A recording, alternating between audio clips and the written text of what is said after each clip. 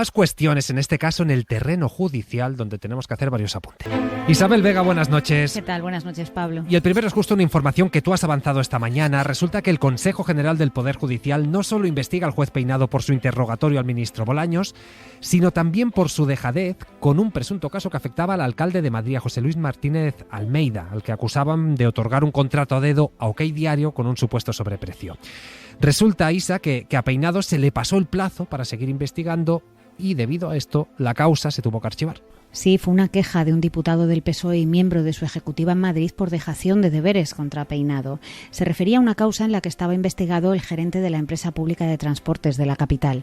Los jueces por ley disponen de un año para desarrollar una instrucción penal y si necesitan más tiempo deben aprobar prórrogas cada 6 meses. En este caso, ese plazo inicial terminaba en enero y las acusaciones solicitaron con antelación a Peinado que acordase la prórroga y más diligencias. El problema es que el juez no se pronunció hasta el mes de abril. Esa decisión de Peinado fue anulada porque llegaba fuera de plazo, cuando ya no se pueden practicar nuevas diligencias. Así que al cabo de unas semanas acabó archivando el caso, estando la investigación a medias. De ahí la dejación de deberes que señalaba el socialista madrileño y que ahora analiza el promotor de la acción disciplinaria, que tiene que recabar la posición del propio Peinado y los datos sobre el caso para luego decidir si hay fundamentos como para abrir un expediente. Otra investigación al juez Peinado, el juez investigado. Bueno, son diligencias informativas, no exageremos, en primer lugar. El caso es grave, se trata de un alto cargo del ayuntamiento, de una empresa del ayuntamiento, se seguían diligencias previas en el juzgado de Peinado y digamos que las instrucciones, las investigaciones se necesitan prorrogar después del primer año. Se debe hacer un auto y decir que se prorroga por 6 meses. Y entonces cada 6 meses puedes prorrogarlas. El juez Peinado empezó a hacer unas diligencias, se prorrogó y luego pues siguieron las diligencias, pero él no hizo la prórroga. No hizo la prórroga. Con lo cual, al no hacer la prórroga, todas las diligencias son nulas. Y entonces, eso no quiere decir que el juez tenga que archivar. Pero en este caso, como se trataba evidentemente de un caso, digamos, muy próximo a Peinado, porque afectaba al periódico OK Diario por una contratación que había hecho el Ayuntamiento de Almeida, pues el juez Peinado aprovechó que las diligencias fueron nulas por negligencia suya para archivar el caso. Esto es una negligencia y evidentemente puede ser sancionado por esto. No creo que sea una sanción muy relevante en el caso de que llegue a ser sanción. Claro, lo que pasa es que sería sanción para un juez que lo sancionen, evidentemente. Esto, Chema Garrido, estuvisteis informado también sobre esto. Yo en ningún momento he exagerado. Lo que sí he dicho es que es otra investigación, hombre, que un juez como Peinado, que está actuando contra la esposa del presidente del gobierno, que va a Moncloa a interrogar al ministro de la presidencia y que luego estamos viendo como no sé su labor cuando está investigando un alto cargo de Almeida, curiosamente, y se acaba archivando. Es que era gravísimo, por eso cuando contamos la información poníamos en eso el foco, es decir, el juez Peinado es juez y parte. Quiero decir, su hija, dirigente en el Partido Popular de Pozuelo, que es epicentro del poder político del PP en Madrid. Sabemos que su pareja también trabaja para el Ayuntamiento de Almeida.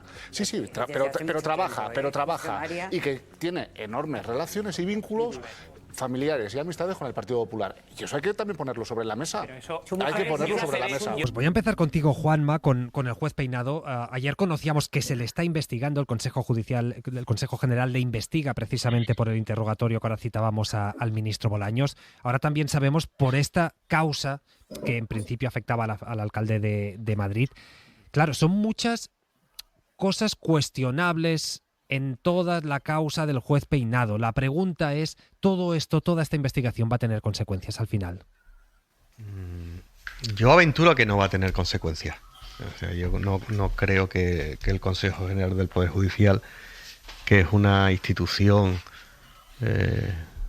tan politizada como cualquier partido político, tome una decisión contra el juez Peinado. Ahora bien, el juez Peinado, por decirlo finamente, lleva una instrucción poco ortodoxa en el caso de la investigación que está haciendo a la esposa del presidente del gobierno. La investigación que ha abierto por el interrogatorio al ministro Bolaño, que lo oímos y vimos como en las consecuencias, pues desde luego no parece que fuera muy correcta. Es verdad que la Audiencia Provincial de Madrid ha intentado en muchas ocasiones corregirlo, encauzarlo, porque este hombre tiene tendencia a hacer como unas investigaciones pues muy prospectivas, ¿no? A ver qué es lo que va pillando. Pero que yo no creo que el Consejo General del Poder Judicial, que creo que, y vuelvo a repetir, que es un organismo hiperpolitizado, termine por tomar una decisión en contra de este juez. ¿Tú lo ves igual, Ángel? Yo también creo que el juez Peinado no va a asumir consecuencias de ningún tipo por esto. Esta es mi opinión y me puedo equivocar. Hablo un poco desde la experiencia, los antecedentes y el olfato. Yo diría que el juez Peinado no va a asumir consecuencias por esto, no. No, yo creo que no. Me llama la atención de este caso concreto, del que ha echado a perder con su inacción o con su incompetencia, que tiene interés, ¿eh? Estamos hablando de una jornada, las denuncias de Podemos, de unas jornadas del Ayuntamiento de Madrid, con OK Diario, que en la denuncia se hace referencia a que hay una asociación que las hizo poco antes por 4 veces menos cantidad. Tiene interés llegar al fondo del asunto. Y es el juez Peinado en que impide que se llegue. Bueno, pues yo creo que eso va a quedar, por supuesto, que creo que va a quedar absolutamente impune. Es un personaje de enorme relevancia ahora mismo el juez Peinado. Tiene en sus manos una instrucción que puede terminar con la esposa del presidente del gobierno sentada en el banquillo de los acusados. Y yo creo que lo va a intentar por todos los medios. Es decir, yo creo que su convicción es llevar ese tema a juicio y que eso termine en un juicio oral con Begoña Gómez sentada en el banquillo de los acusados. No sé con qué grado de evidencia contra ella. Hasta ahora yo he estado siguiendo la instrucción, no veo que haya acumulado. Es decir, veo un abismo, un contraste abismal entre la repercusión política del caso y la acumulación probatoria contra ella, pero yo creo que esto va a terminar con él al menos intentando llevar a juicio a Begoña Gómez, y por supuesto que con respecto a sus errores e incompetencias ningún tipo de consecuencia. ¿Lo ves igual, Lucía? Bueno, parece que lo que han dicho mis compañeros parece verosímil, ¿no? Que pueda ser así por lo que cuentan nuestros compañeros de tribunales, ¿no? Que es la capacidad de un juez de instrucción de hacer lo que le dé la gana, en definitiva, vamos. Pero esto no se puede poner cierto coto. Pues claro, es que este es el tema. El tema es que un juez de instrucción es todopoderoso, parece ser, ¿no? Es decir, son soberanos, sí. Claro, es decir, puede hacer lo que quiera, hablar como quiera, tratar a la gente como le dé la gana, humillar a las personas que hay allí, hacer lo que le dé la gana. Luego tú tienes la posibilidad de recurrir y la audiencia pues lo puede frenar, pero claro, la cuestión es el mientras tanto, ¿no? Es decir, porque como tú dice Ángel, es probable que este señor eleve eleve a juicio, ¿no? Y pretenda sentar en el banquillo a la mujer del presidente del gobierno. Está por ver que lo consiga porque hay recursos, pero claro, esto haz calendas grecas, ¿no? Es decir, que esto durará años, la repercusión política será la que sea, y a lo mejor cuando acabe esto se sustancie, pues ni siquiera es la mujer del presidente del gobierno.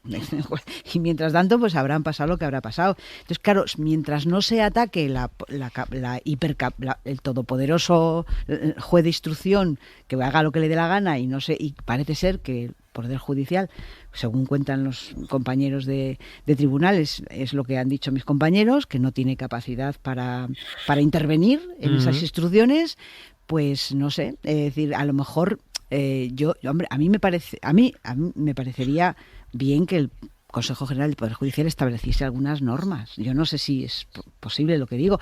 Normas incluso de buena educación y de respeto, ¿no? Sí, digo, no sé. Con esto de la educación, cuando en el tema de Bolaño no sé cómo lo veis vosotros. No, claro, es que yo no veo ahí nada punible. Que si yo veo tensión, veo, si queréis, acritud, veo lo de la tarima lo veo ridículo, pero en un espacio de tensión donde el juez intenta hasta cierto punto sacar, vamos a decirlo así, hay una interpretación de lo que declaró un testigo y intentaría... Yo hablo de Bolaño, porque se habla mucho de la educación y de las formas. Yo creo que ese es un terreno que debe seguir el juez de instrucción evidentemente no debe ser plenipotenciario, ¿no? Pero entrar en lo de Bolaños siempre he pensado que entra dentro de unos márgenes inevitables que puede ocurrir en un interrogatorio que acaben saltando chispas.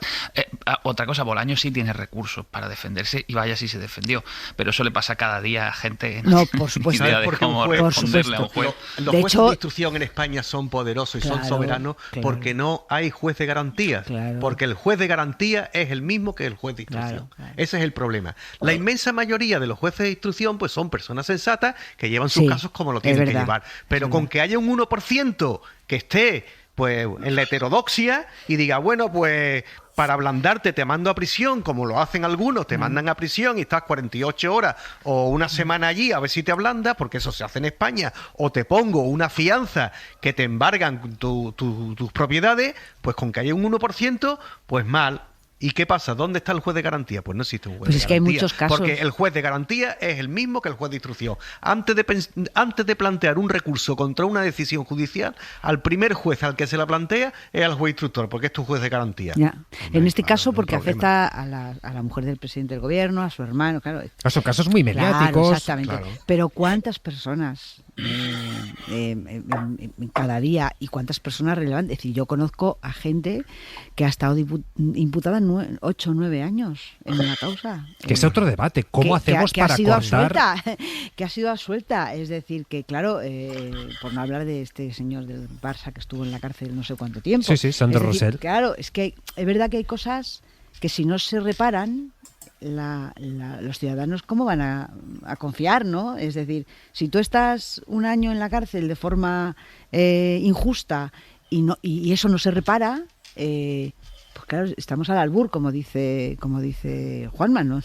No tenemos garantías, ¿no? De que la justicia sea como Dios manda, ¿no? Y Lola, ¿tú crees que va a tener alguna consecuencia todas las actuaciones ya del juez Peinado tan cuestionadas por expertos jurídicos que hemos estado viendo en las últimas semanas, meses?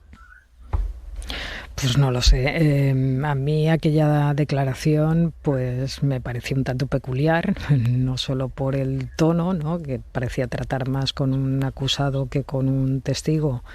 Incluso no sé si a un acusado también hay que tratarle así, pero con una actitud un poco desabrida, ¿no?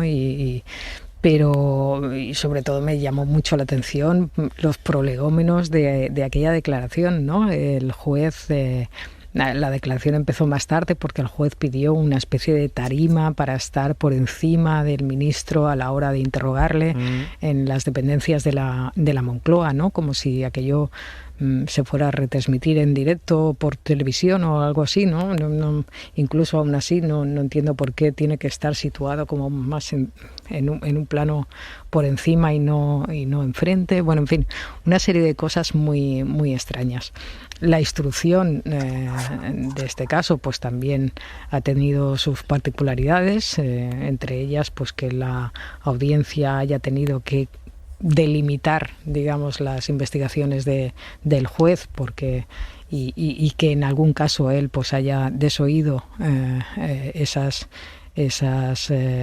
instrucciones de la audiencia, pero no sé cómo va a acabar, sinceramente. No es un asunto que bueno, que yo creo que el juez intenta alargar, tengo esa impresión, porque será la cuarta vez que le tome declaración a la mujer del presidente y me parece que lo que se está investigando no es tan extremadamente difícil de abordar como para que se necesite tanto tiempo para tomar una decisión.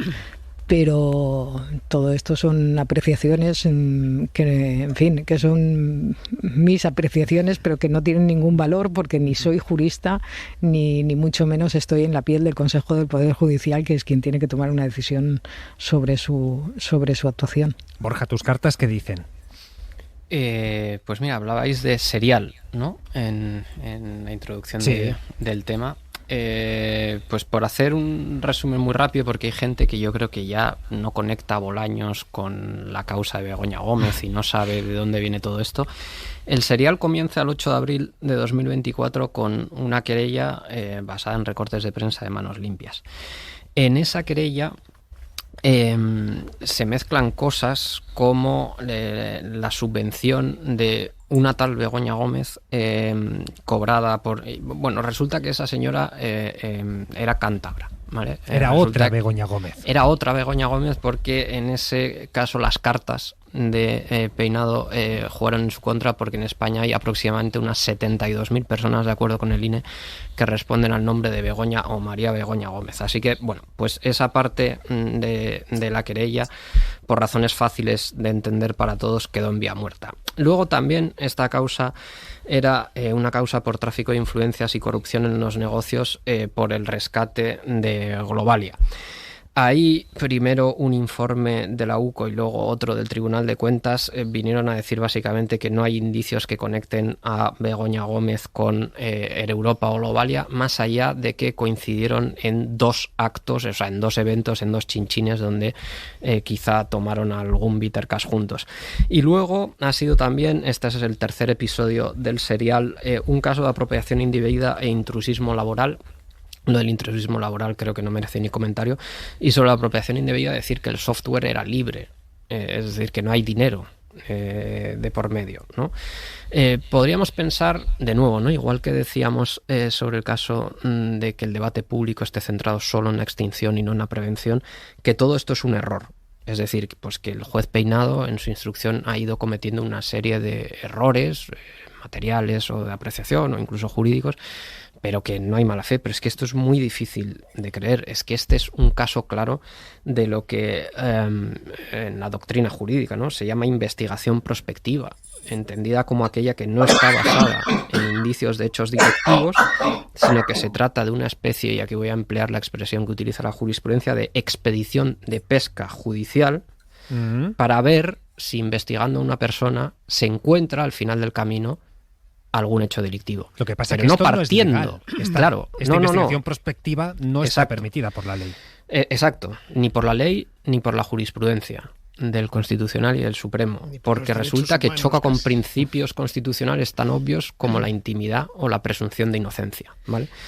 El problema de esto, el problema de las investigaciones prospectivas, como decías, es que es inconstitucional, porque en España las causas generales, entendidas como aquellas que se abran sin indicios de hechos delictivos, chocan con principios que rigen el principio penal en un Estado democrático y de derecho muy obvios, como los que acabamos de mencionar, de presunción de inocencia o de intimidad, ¿vale? Entonces, creer que toda esta instrucción está contaminada por lo que son errores, yo creo que es ser excesivamente naif, y que, por el contrario, esto entra de lleno en la descripción que se ha venido haciendo de lo que consiste una investigación prospectiva. ¿Es lawfare, Fernando, lo que está haciendo el juez Peinado? Pues mira, yo no utilizo ese término porque me gusta hablar de lo que tengo comprobado y sé, y ahí entra el capítulo de intenciones, y yo no tengo comprobada que exista esa intención, pero desde luego es una investigación. Además de todo lo que ha dicho Borja y que ha explicado, creo que se resume en un término nada jurídico, que es impresentable. Y creo que en este interrogatorio que es el objeto del expediente en el Consejo General del Poder Judicial, lo comprobamos. Primero por el concepto de la citación. Se citaba al ministro de Justicia y antes secretario de Presidencia por una contratación en la que él no había intervenido, que no tenía nada que ver, con un salto además teórico que tiene que ver con que si alguien presuntamente comete un delito, el responsable de esa persona también puede ser responsable de ese delito. Una cosa un poco rara. Luego el desarrollo del interrogatorio más la cosa de la tarima, de pronto el juez Peinado, por lo que se observa, equivoca conceptos y lía entre quién contrata, quién propone el nombre y quién controla la actividad de la asistenta de la mujer del presidente del gobierno. Mezcla esas cosas y por eso aparecen aparentes contradicciones que en realidad es el mal uso, podríamos decir, de algunas de las respuestas del ministro Bolaños. Y luego todo eso se lleva a la que creo, y no me equivoco si digo, que es la peor exposición de motivos que se ha presentado en el Tribunal Supremo en la historia de la justicia española de todos los siglos. Estaba lleno de errores gramaticales, de sintaxis, de concepto, como si era el entierro de Begoña Gómez en vez de su padre. Es decir, estaba lleno de incoherencias en las frases. y el Supremo lo rechazó precisamente por eso. Ahora llega el Consejo General del Poder Judicial. Yo no pondría muchas expectativas en que va a haber una sanción o una decisión contra el juez Peinado, porque, bueno, sabemos en las condiciones de la justicia o no. Sí me parece interesante que en este momento hay en marcha un expediente muy similar a este, si nos acordamos, que es el que se abrió, el expediente informativo contra el juez Carretero por la también impresentable interrogatorio a Elisa Moliá, digamos denunciante de Íñigo Errejón, y que a consecuencia de ese interrogatorio se abrió un expediente informativo que todavía está pendiente. Es decir, aunque son de naturaleza distinta los interrogatorios y los delitos, son dos expedientes informativos por interrogatorios de dos jueces concretos, y además interrogatorios que se han visto y que hemos podido comprobar todos los ciudadanos. Yo digo que afortunadamente, sí.